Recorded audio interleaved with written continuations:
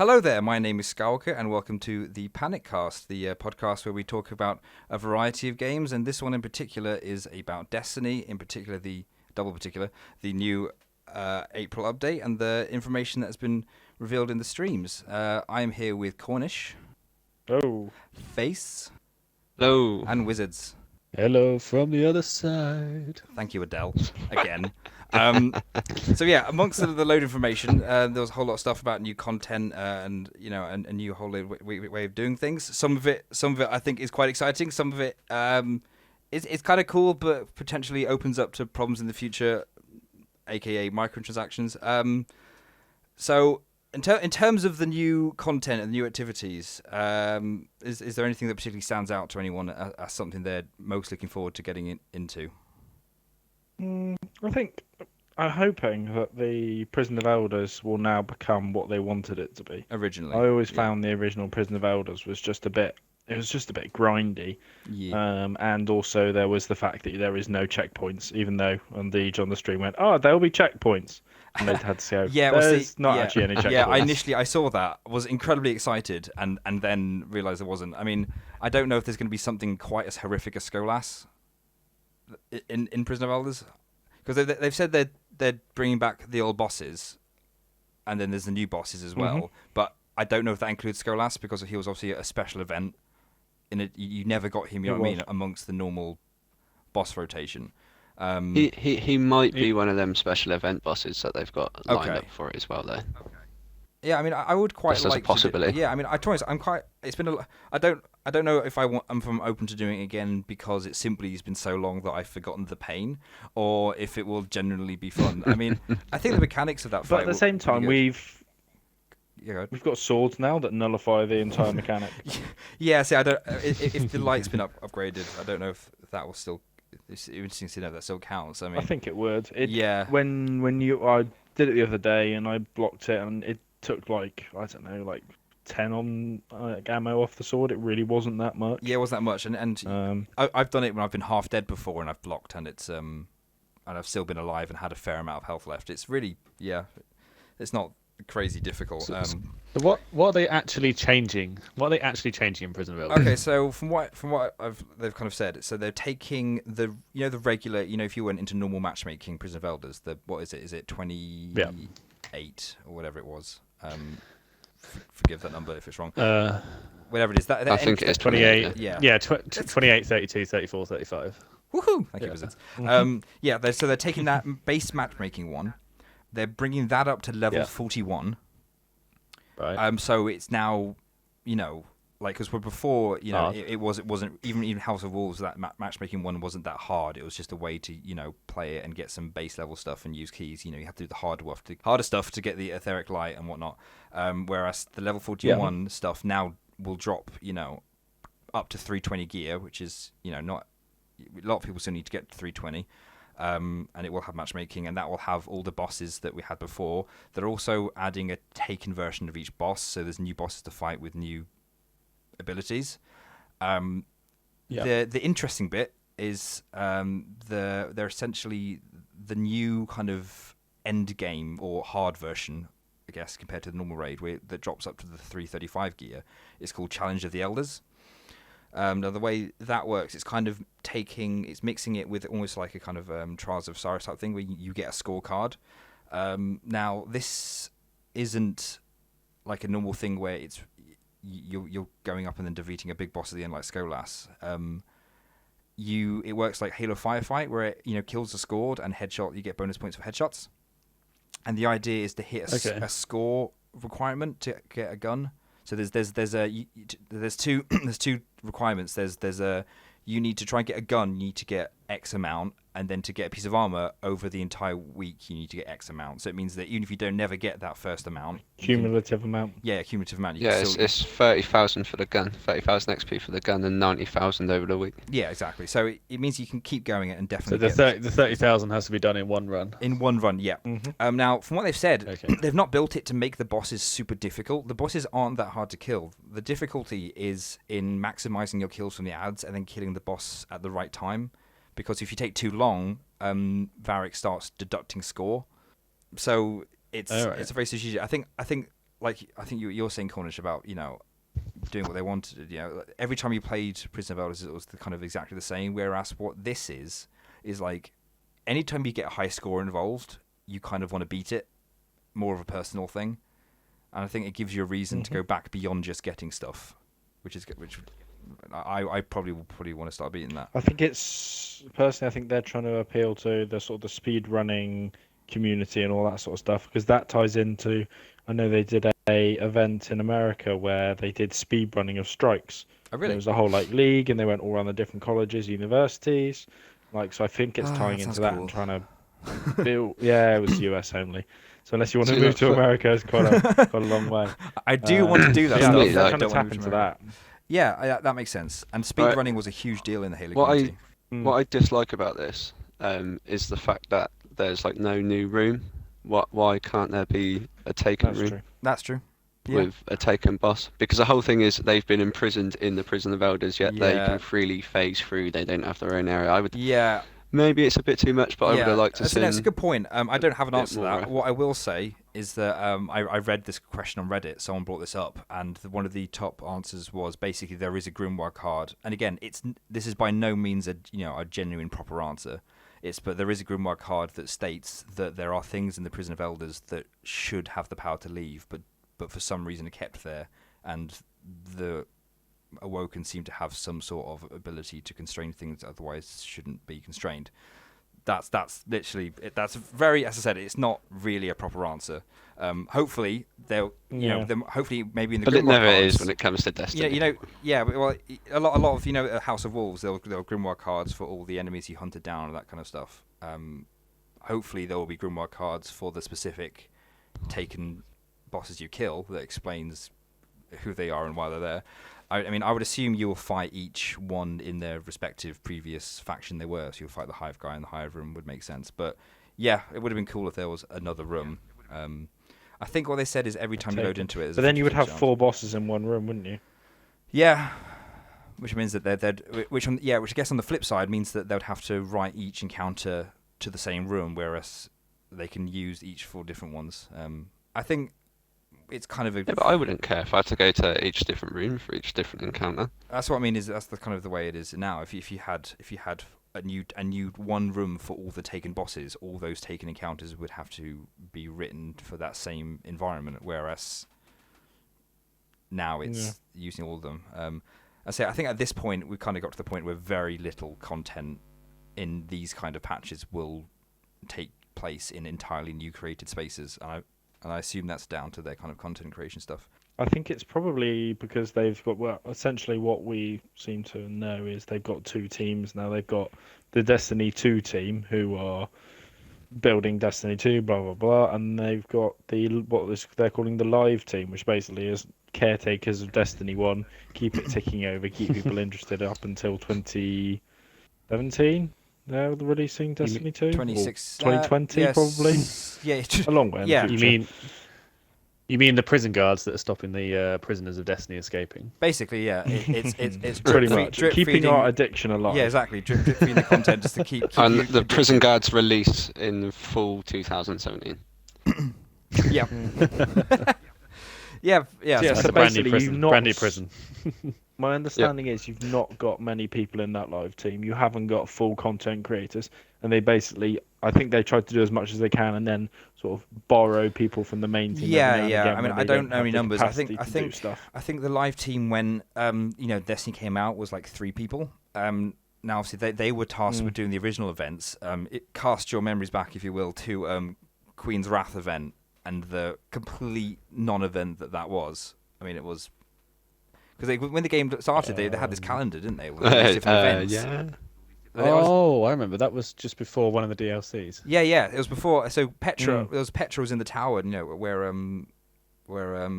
Lord Salad Dinner is, and up there, Lord Salad Bar. Yeah. It was pretty much nothing happened. All it was she was there, gave out some different gear, and it had just bounties there. So and then I think they expanded that team to I think it's probably around 15-20 people now, I think, could be completely wrong, but it is a bigger team now. But compared to like the size of Bungie, where you're talking about 200 employees or so, developers, and almost all of them I think are now on Destiny 2. I think they've got a second entire studio, an Activision studio that is also working on Destiny. I think they're called High Moon Studios. I think they're also entirely working on Destiny 2. So basically the situation seems to be they know that has happened in Destiny, and they know that their best shot is with Destiny 2, and they're trying to keep people just addicted enough to to stay, which obviously from our perspective would love them almost just to say that, but they wouldn't do that. No company would. They're not going to say that. No company would. Yeah. But Sky's, like I said to you earlier, it's like they're just doing enough to keep you coming back for a couple of hours, like every day each week, to keep you interested while you play other games. Yeah, which kind of comes at the question of what do you want from Destiny, at least in the next 8 to 12 months or so. Like the last year and a half, we've played very little other than Destiny, and in some ways it's almost a relief to be able to play something else, to try and get our gamer scores higher than other people's, which some people hope won't happen. I don't know who'll be trying that. I don't know. I'm nearly there though. I know. Honestly, I'm buying games now just based on what gamer scores easy to stay ahead. No, it's in a way, it's some people would look at it and go, they're not providing enough content, therefore I will never play Destiny again, which I find quite an odd thing, because it has the value for money I've got out of Destiny has been a lot. The value of money I got out of Taken King was a lot. Even if you kind of play the April update for a few months or a few weeks and then go away and play some other stuff, that kind of done its job, and it's kind of kept people interested. It'd just be they've said. Well, to be honest. I was going to say, from my point of view, it doesn't really bother me. I mean, for all I care, I would happy with them just work 100% on Destiny 2, because there's so many other games that I've got to play at the moment.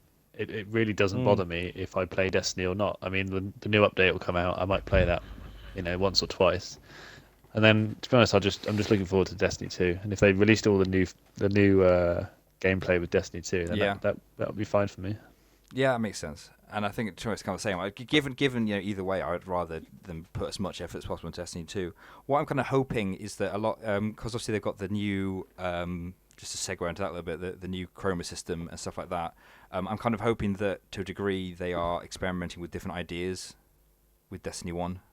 What's the chroma system? Oh, great! Let's explain that. Oh, this is really lovely. Cool. This is. Right. I actually don't know it, so that's why we keep you around. The chroma system this is what will get you playing for more than 1 to 2 days. This is what definitely will. So just a complete bit of context. So all the gear, all the kind of new gear you unlock, because obviously you'll be able to unlock the new stuff up to 335 with kind of pretty much all the gear that's there already. But there are a few new armor sets, and these new armor sets, as well as some other items, are opened up in boxes called Sterling Treasure, and you get 3 of these a week from various activities, and you can pay for more, which gets into microtransactions. But one of a trait that the new armor has, including a set from each of the factions, is called the chroma system. And basically, if you've seen the screenshots, you'll notice that there's glowing bits on the armor. When I first saw this, I thought it was just that suit of armor is glowing. Just that's a preset effect. Whereas it turns out it's not. New armor now has the bits that glow, but you can change those colors yourself. You discover chroma. You discover these colors. You find a blue one, and then you can apply it to that armor. The clever bit is that if you decide to change it, it destroys that color that was on there. So you will keep collecting them to get them more. But so it's just a different type of shader. Yeah, it's exactly. It's a way of customization, but it's independent to the shader. So you can put on a white shader and then a red chroma on your armor, to match that. But there's also, it happens on the weapons as well. So the new weapons have chroma slots. So they're adding a level of weapon customization as well. A very rudimentary one compared to other types of things, but you can now basically you can coordinate your weapons and outfit to it. And it does look really cool. Like I think Cornish pointed out earlier, if you look at the Dead Orbit Type, for example, and it looks really cool. And during the stream, he had a proper space age. Yeah, it's a lovely effect to it. And with the on the streams they had I think they had a scout rifle that was from the Prison of Elders, and it was the kind of fallen style one, and it had all the fallen kind of iconography on the side of it, and the barrel. And when he put the red one on, all glue up red, and the whole barrel on the inside was all glowing, and it looked really cool. And I looked and I was like, yep, I really, really, really want that. And that's the reason why people will be spending loads on the crates. So just to clarify, but you can't keep the colours though. Yeah, so if you applied a red to it and go, I really want a blue now, you'd then swap in the blue, and then it will destroy the red one. So then you'd want to have another red one to put it if you want to change back. You can pick them up for free. Basically, so you get a crate every week from the Postmaster that contains possibly that can contain them. You get a crate a week from doing the featured Crucible, and you get a crate a week for completed the match made 41 Prison of Elders. The interesting bit is also you can buy those crates for money. I think they're about 200 silver.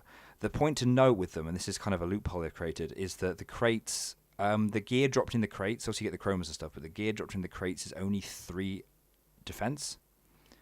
So this is the loophole they've created. So technically you're not pay to win, because no matter how much money you throw at it, you can't increase your light level. You're just getting it, and that's why they've added the new infusion system, which is a generally good move. I'm really happy about this. That infusion now is 100%. It's 1 for 1. So they took a level 3 item, they infused it into a 335. It went to 335. It went straight up.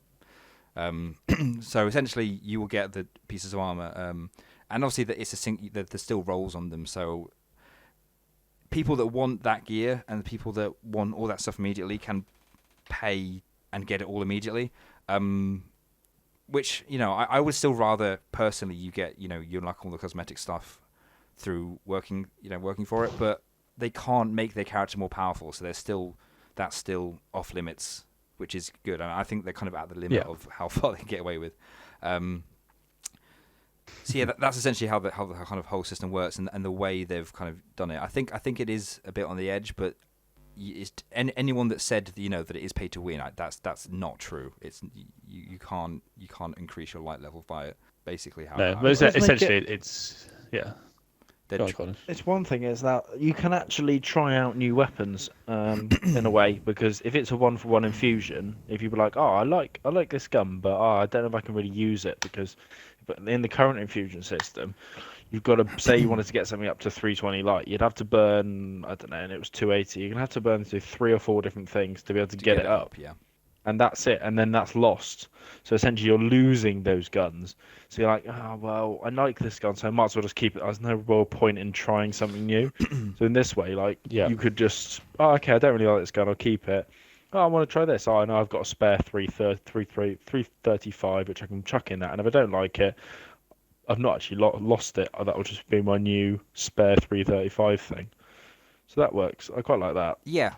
And I think the quality, almost like they call it the quality of life improvements to the game, and I think it's made it a lot less annoying and like artificial in some ways, removing some of that kind of artificial leveling up aspects, where in order to level everything up, you have artificial grind. Yeah, and we've always said it's really annoying when you get a new gun and you get a new gun from a vendor or something, and it's 280, and it's like, well, this is pretty much useless to me. Even if I wanted to use it right now, I'd have to have loads of stuff, and a lot of people have vaults full of just infusion material just sat around, so you don't really have to do that anymore.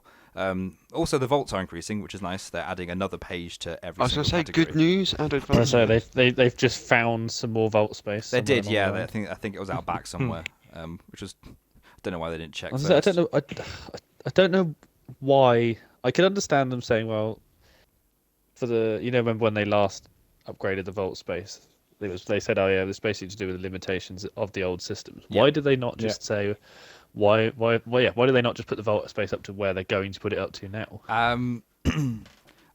Good question. I don't know. Because if you give someone enough space, they will fill it. No, so by drip feeding it makes people feel like they're good. Yeah. When I say I don't know, obviously I don't know because I'm not them. I obviously have no idea what they're doing. Yeah. I can say. Like the way because I will speculate. The way that video game software optimization works is the more time you spend on it, the better you can get it to run. Which is generally why platform exclusive games tend to look better than multi-platform games, because they're only focusing on one version of it.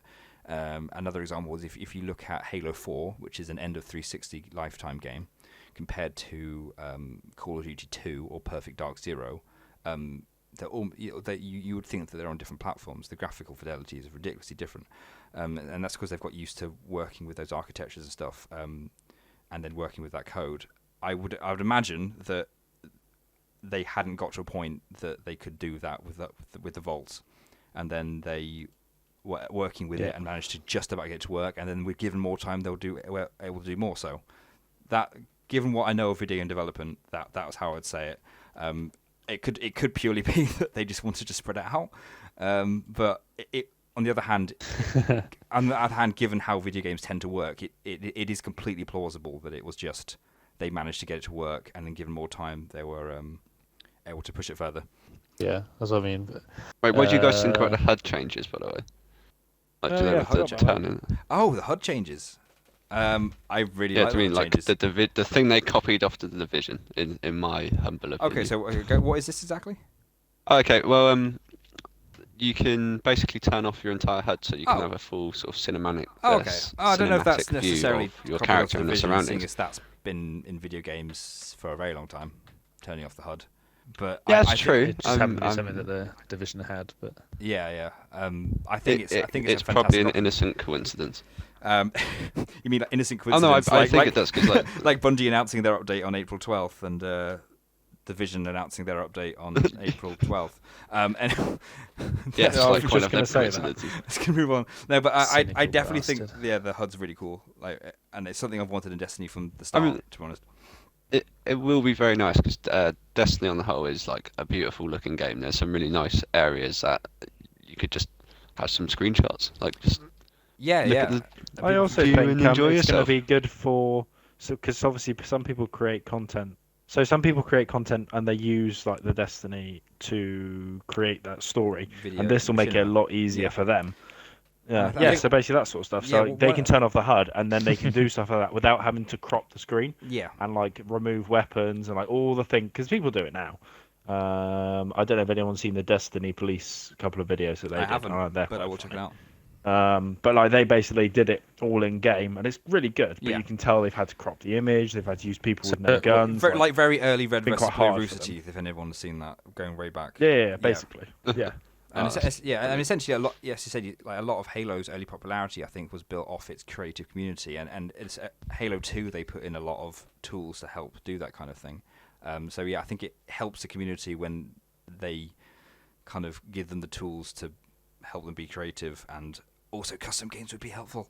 But enough on that. Yeah. Yes. I think it's a very good. I think it's an overdue thing. But I think it'd be very nice. And yeah, there's lots of times I would like to have taken a screenshot of something and have been able to, because I really can't be bothered spending ages cropping it all out. So the background of my Xbox something is we've still spoken about my before, trip to the lighthouse. Oh, is it? It's always been that, and I don't know when it's ever going to change, because it's just such an awesome. That was a really background. cool moment as well. That it's so well designed, that whole area. I didn't think you went to the Lighthouse, Cornish. Not that time. Oh no, but the first time I went to the lighthouse. That's why The first time. There was one time. Yeah, because the year time one that I went lighthouse, there. not the year two lighthouse. Yeah, the time I went there is when you forgot to boon, and I think the only reason why you didn't go on a murdering rampage is because you'd been there before. Yeah, so I think compared to the other updates, at least compared to Crimson Days and stuff like that, this at least this sounds like something that has something that will last a while. Obviously, the other ones were timed, but really that we wouldn't have wanted to play them any longer than we did. I think it's got something that will keep engaged for a little while. The new light level just gives something for people to chase. I will be interested, as Cornish said, to see how it makes Prison of Elders work, to see if it kind of gives it that initial vision they kind of had for it. The fact there's now multiple ways to get to the. You don't have you can get 335 gear from engrams from Prison of Elders. I think they've reeled off about 8 or 10 different sources you can get end game gear from now. So there's a whole new way. You don't need to have friends anymore. Have a lot yeah, exactly. So I'm hoping this is all again stuff leading up to Destiny 2. It's going to launch and be a lot more, open, and a lot less restrictive. There's so many different ways you can play. So it's a good sign on that front. So at the very least, it looks like it's going to be something that will try some things and give us something to do in the meantime before furthering our achievements. In theory, Before we the have new another Division update, update comes though, out. don't we? Say that again? We should have another expansion. autumn update, isn't there? Yeah, there is another one for the end of the year. I believe they called it another Taken King-sized update. So we hopefully will be getting another raid before Destiny 2. Fingers crossed. Was that before the end of this year? Yeah. Ooh. I think a raid might be stretching it too far. We haven't touched on it much, but the actual PvE. I think it'll be the other a PvE bigger stuff expansion. and one new strike. Yes. One new strike No. and modified remixed strike. Oh yeah, so just to cover strike. everything, yes, there's a brand new strike called the Blighted Chalice, and then the Archon Priest strike. It has a new version, remixed, kind of like the other Year 1 strikes. There's also going to be more strike-specific gear for that strike, kind of like Red Spot stars and stuff like that. So The Imago loop. the loot and the loop. Imago loop. The loop. Yeah. Loop. Anyway, I think that probably brings us to enough for today. We will obviously there'll be the next stream that will cover more of the sandbox changes. So we'll see what happens there, and we're not far away now. So I think we'll see how it goes. But thank you for listening. Any comments we love to discuss, and thank you very much. We'll see you next time. Goodbye. Goodbye. See you later. Love you.